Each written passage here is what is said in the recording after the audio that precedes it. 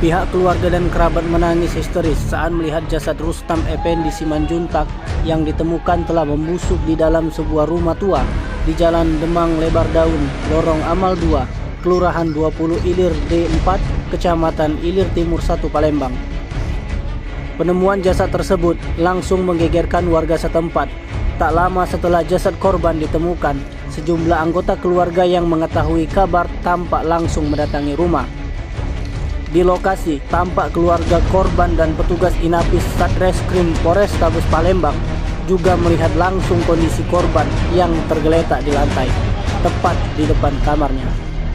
Pihak keluarga meminta jenazah langsung diambil untuk segera dikebumikan dan enggan untuk dibawa ke instalasi forensik RS Bayangkara Muhammad Hasan Palembang guna proses lanjutan polisi. Dugaan sementara, korban Rustam meninggal dunia akibat sakit. Yang diketahui warga setempat melihat korban keluar rumah membeli makan 3 hari yang lalu dan tidak muncul lagi. Sebelum jenazah dibawa, polisi meminta pihak keluarga untuk membuat surat pernyataan di atas materai yang diwakilkan Norpenti Saragi. Menurut Norpenti, jenazah akan langsung dimakamkan di TPU Kristen Talang Jambe, Palembang. Baru sekitar pukul 19.30 malam, ambulan yang akan mengantar jenazah tiba di lokasi dan korban langsung dimasukkan ke peti berwarna putih. Sementara menurut M. Yani, Ketua RT 26, korban diketahui seorang diri di rumah dan saat ditemukan sudah mengeluarkan aroma tidak sedap. Dia mendapat laporan dari warga dan langsung melaporkan ke Babin Kamtibmas Polsek.